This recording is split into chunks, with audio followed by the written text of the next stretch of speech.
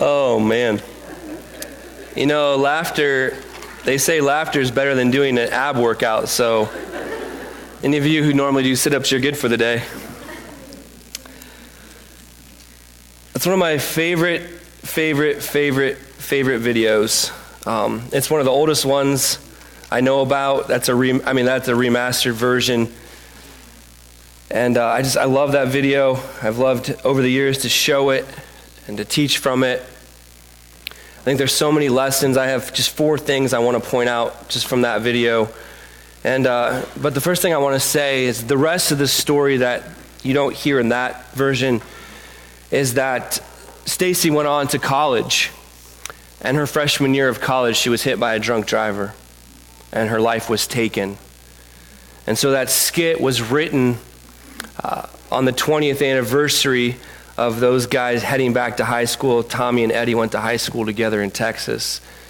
And they wanted to tell the story of Stacy because of all the lives she had impacted, including Dennis's. And so what Eddie said to us in person when we saw that is he's like, the point of this video is to remind you, you never know when your journey's done. You never know when God's going to call you home. So be a Stacy.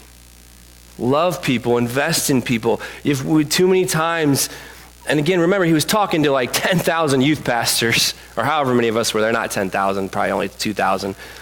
But you know, the number one thing you hear in youth ministry is, I'll do it tomorrow. I'll do it tomorrow. We probably still hear that as adults, right? I have more time, I'll do it tomorrow. And so the point they were trying to make, I mean, obviously there's many points in that, but is you don't know if you have tomorrow. Tomorrow's not promised. So be the Stacy today to those people in our lives. And you know what? We all have them. We all have the Dennises in our lives. And then sometimes we are the Dennis. Maybe, again, we don't have the physical appearance, but man, we all have stuff inside that's junk and that we're ashamed of. And so we'll get to that in a minute.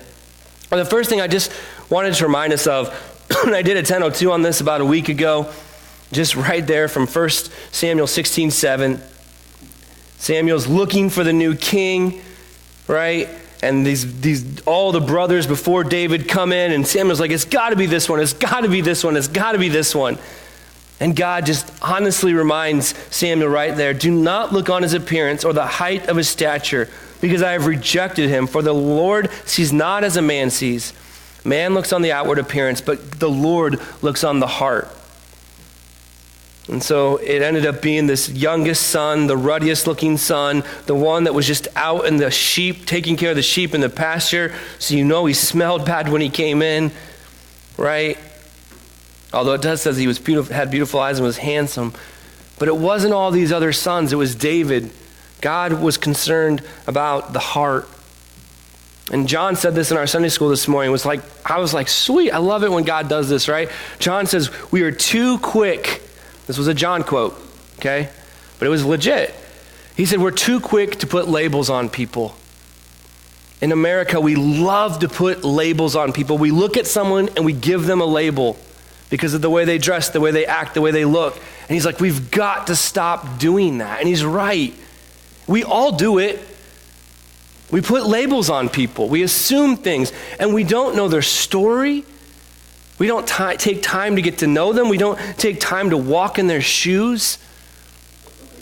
And again, that reminder, don't let people's appearance run you off. Don't let people's appearance cast a judgment on them. Get to know people.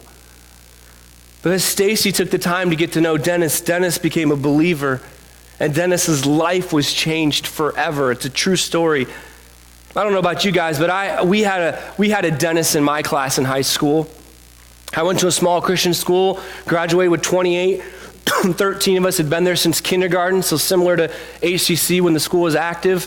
Man, like we were brothers and sisters. Like we didn't date because it was gross, because they were my brothers and sisters, right? Like some of those kids I had been with for 13 years. We were also the black sheep class. In other words, my school was expensive. In fact, my last 2 years of high school, I paid for it myself because my parents couldn't afford it. That's why I didn't go to college right away. because I couldn't go to college, because I was still paying off my high school debt, because I paid for my high school from my parents. Most people don't know that about me because you never take the time to ask. Again, just an example that we don't know people's stories because we haven't walked in their shoes. So anyway, we were the black sheep class, right? We were not the rich class. We had, I had 4 people in my class from different ethnic groups, and every other class was completely white. So we had that against us. We were just that class. Most of my class, we were lucky if our cars made it to the parking lot. We were the kids that kind of had to park out back because there was oil coming off of our cars. Again, I was at a preppy Christian school where it wasn't uncommon for a kid to drive a Bimmer, and I was lucky if my truck started, right? So we were the black sheep class. We were the class they were told we would never amount to anything. We would never do anything. We'd never be enough. That was our label. Heading into junior high and high school, we already had a label, and we were rebellious. I mean, we got the label somewhat deservingly. We were the rebellious class. But God did a cool thing in our hearts. He got a hold of our class. And from freshmen on, we just took charge and we led. In fact, we were the only class ever asked to lead multiple chapels. It was nothing we did. We were a family, we were united, and God took over. And we had this girl in our class, her name was Katie. To this day, I'm 41 years old, to this day, I could not tell you what's wrong with Katie. I don't know what was wrong with Katie because Katie was just Katie. She was a part of our class. There was something wrong with her. I very high functioning, but I don't know what it was. I never asked because I didn't care. She was just Katie. And Katie was a genius. She remembered anything she ever read. And so on Fridays, if we in geography class, history with one of our teachers, Mr. Hopewell, our goal was to get done with everything so we could play Trivial Pursuit.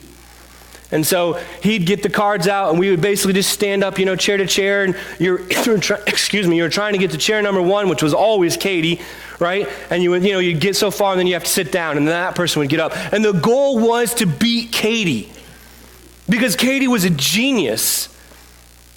And the goal was to beat Katie, and very rarely did we ever beat Katie. And if we did beat Katie, there was a massive cheer in the classroom, and then Katie would be like, "Oh, shucks."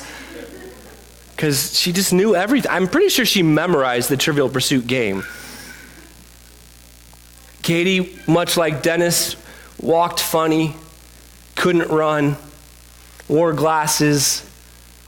Her hair was just always disheveled. It was never just put together. But Katie didn't care. Katie was just there to learn, and she was just one of us. I guess we were the misfits, so to speak. And I'll never forget our senior, Katie had a crush on one of my friends, Jacob. And I'll never forget senior year, Jacob took her to, we didn't have prom because we weren't allowed to dance. Christians can't dance. That's not true. We can dance, but in my school, we weren't allowed to dance. So we had a banquet, and I'll never forget, Jacob asked Katie to banquet, made her day. Looking back on it, I don't know if she got the wrong impression or not, but he rented a limo and he picked up Katie and he took her to banquet. And for the first time ever, I'd seen Katie done up, her hair and everything, and she just beamed that whole night. We had banquet, we went later on and went bowling, and she had so much fun together. I learned more about Katie that night than I ever had, just because she was so happy. She kind of let down those walls and began to share and tell her story. And my point in all that is we should never judge people by their appearance. We've all had those people in our lives. We might have those people in our lives. It might even be a family member. Like I said, we had a dentist in our class, but we loved on her and we cared about her. And she was one of us, and we never let her out of anything. And we did everything in our power to protect her, to watch out for her. Like I said, God just did a weird thing with our class. We went from we were going to amount to nothing to a bunch of whatever. So by the time we graduated, there was 8 people fighting for valedictorian, salutatorian. And I remember the staff the staff of the school when we graduated, they said, "We've never seen a class like this. You guys did something special to this school, and you loved the Lord in a way we've never seen any class do in the 25 years we've been to school, or however long it had been. And ironically, of that group, there's multiple of us in ministry, myself included. In missions and ministry, it's so cool to see how God took a hold of the misfits, the black sheeps. We were judged by our appearance. We were given a label because we were the poor kids. We didn't have the right clothes. We didn't have the right cars. And everything else in between.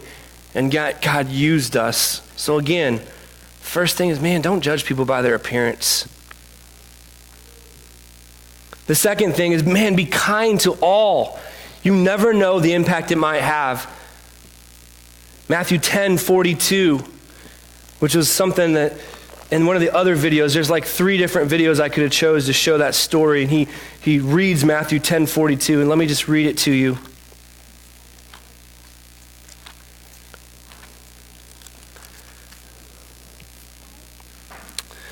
Whoops. And whoever gives to one of these little ones even a cup of cold water, because he's a disciple, truly I say to you, he will by no means lose his reward. And Jesus is just reminding the disciples, whoever receives people receives me. Just talking about that, taking care of people. And also in Galatians 6:10,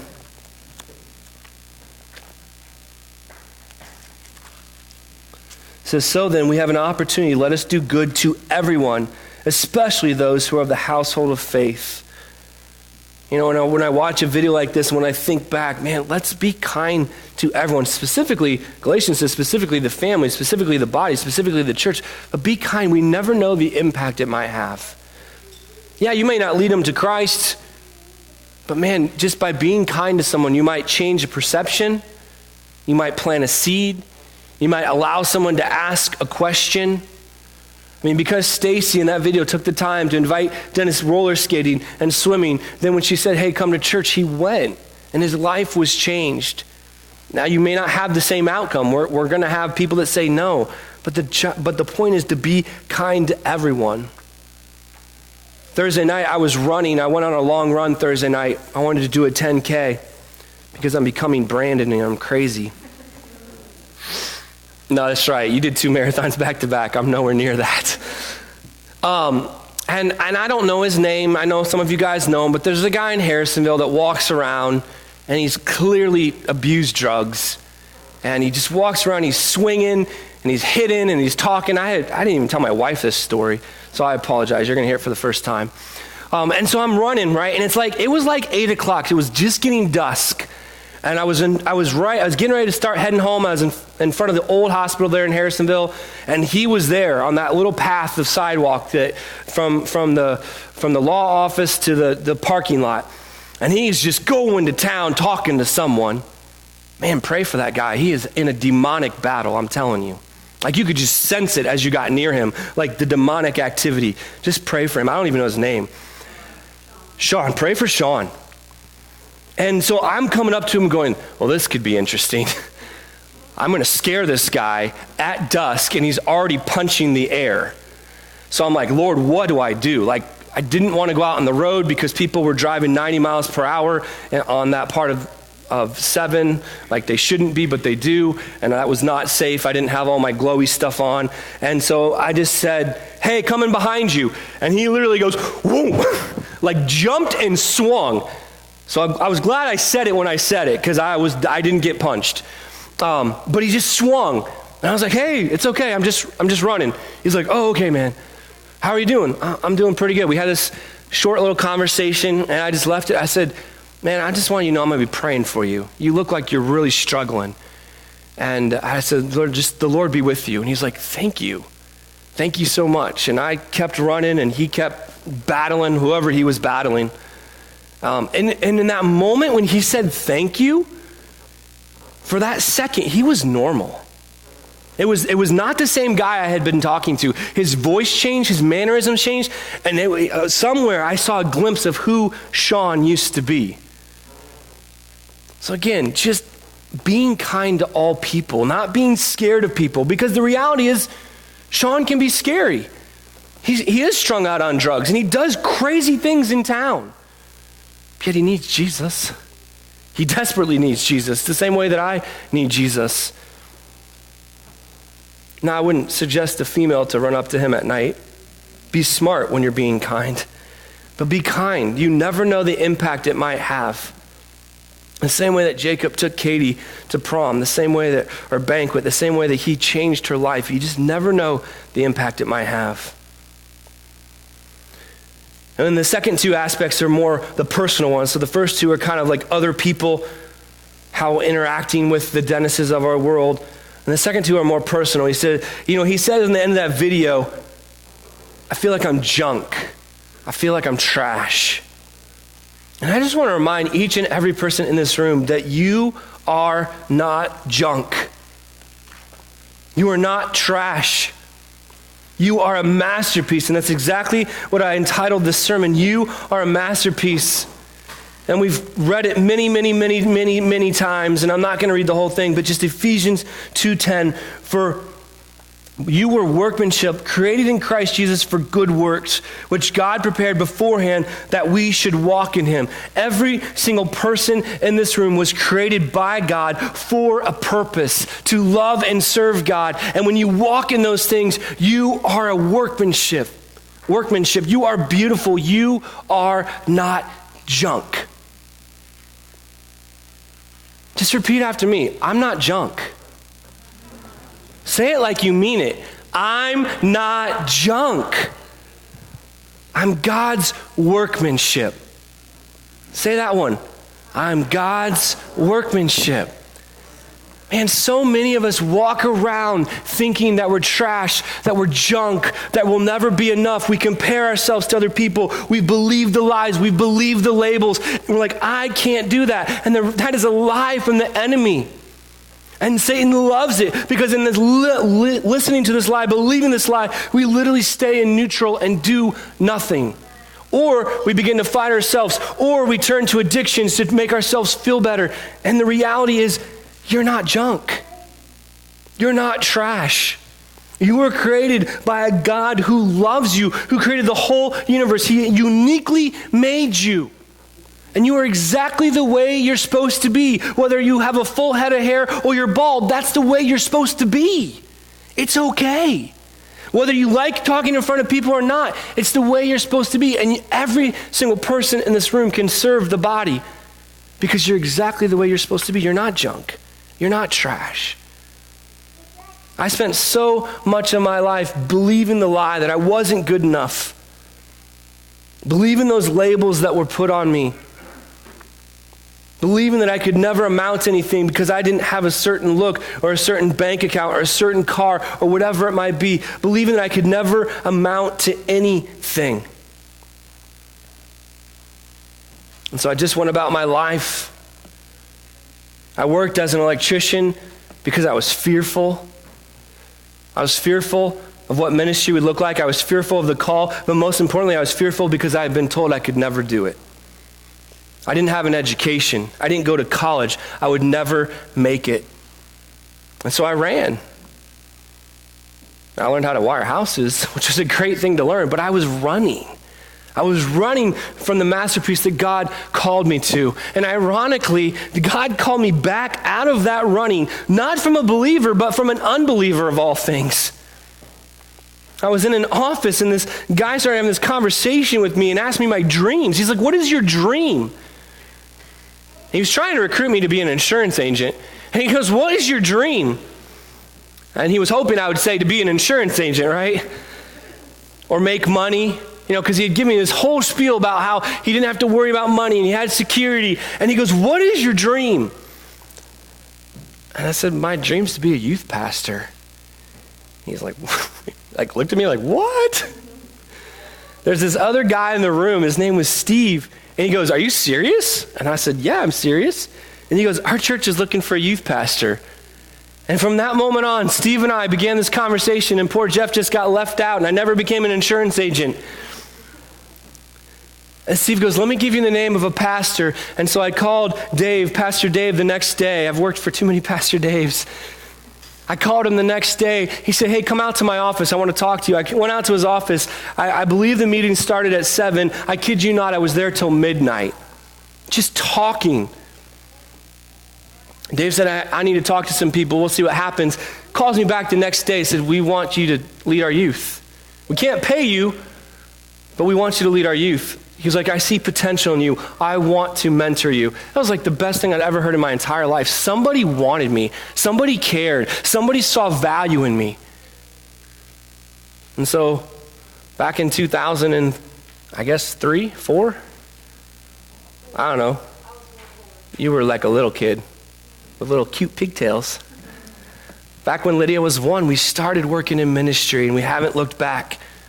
Because of a conversation, because someone finally told me I wasn't junk, because someone finally told me I could do it and they believed in me. And I learned more from Dave and a few other people, Greg and another Dave. Every church I've worked at has had a Dave. And every Dave at every church has impacted me and influenced me and molded me into who I am today. And I learned from those guys, and I began to have the confidence to walk away from the things of the world that I was pursuing and trying to find pleasure in and trying to find satisfaction in and trying to live up to this expectation, this label that I was never going to live up to. I was never going to be rich and have the lake cottage because God called me to something else. Because we're not junk.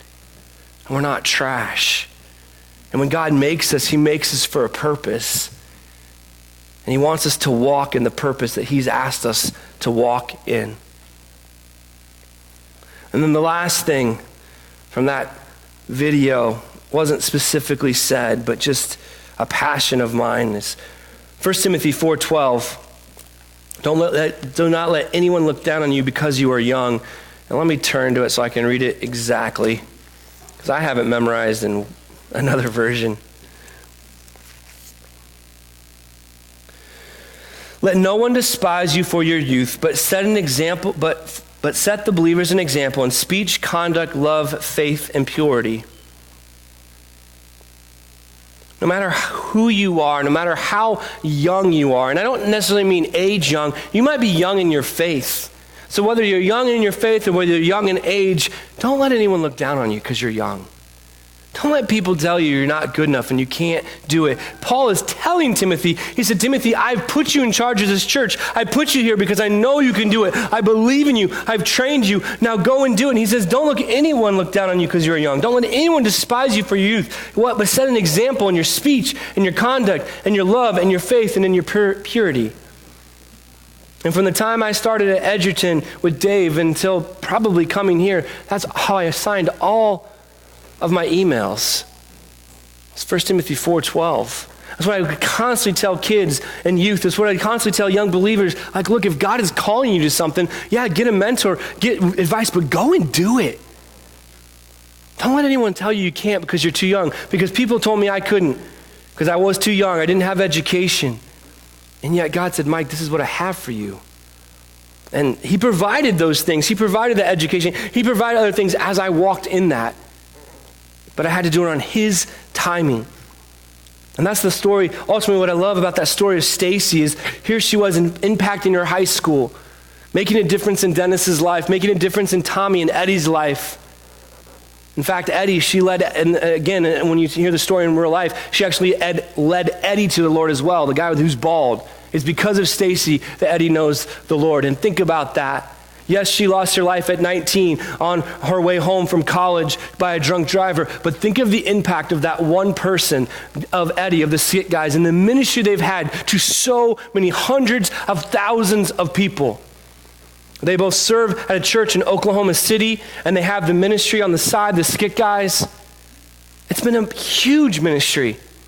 It's no different than the youth pastor who was in charge of Francis Chan. And the church was mad at this youth pastor because the youth group wasn't growing. It wasn't getting bigger. And they said, look, we're going to fire you. He's like, all you do is have this one kid in your youth group, and you keep spending all your time with this one kid. Well, that one kid was Francis Chan. And look at the impact he's had for the kingdom. starting multiple churches, a Bible college. He now lives in Hong Kong, serving with his family, missioning to Southeast people of Asia. The books he's written, because that one guy didn't give up on Francis Chan, because Stacy didn't give up on Eddie, the ministry and the impact it has for the kingdom. We have no idea, those that we care about, those that we're kind to, those that we impact, what may the ripple effect be. 20 years from now, 30 years from now, you have no idea that when you choose to invest in someone, what that might look like for the kingdom. So do it. Invest. Get dirty. Get messy. Build relationships. Have conversations. Mentor people. Train people. Don't blow people off. Don't put labels on people. Invest in people, because you have no idea the impact it might have for the kingdom. And that's what I love about the story of a masterpiece. Ultimately, the story of Stacy is that she cared, and it affected people's lives. And God called her home when she finished her race, clearly, because she went home. But yet the impact of what she did continues on through the stories of Dennis, through the stories of Eddie. Every single time those guys get together, do a video, or at a conference and share, that legacy, which is loving Christ, goes on and on and on and on. So don't let people's appearance run you off. Be kind to everyone you know and impact them. You are not trash. You are a masterpiece. You are God's masterpiece. And serve no matter your age. Don't let anyone tell you you're too young to do something. Don't let anyone deter you. If God is calling you for such a time as this, for this season, then go and do it with wisdom. I went and did it because I had Dave walking side by side. And every Thursday we got together at this little hole-in-the-wall place in nowhere, Indiana, and had a grinder, a sausage roll. And we'd just spend 2 hours just pouring into my life. The grinder was good, but the time he spent with me was far, far better. And then I went on to Blackhawk. This another guy, Dave Walters, was in charge of the college ministry. Same thing, just poured into my life. Be the people that pour into others' lives. You have no idea how it will impact the kingdom. And that's just what I wanted to share with you guys this morning.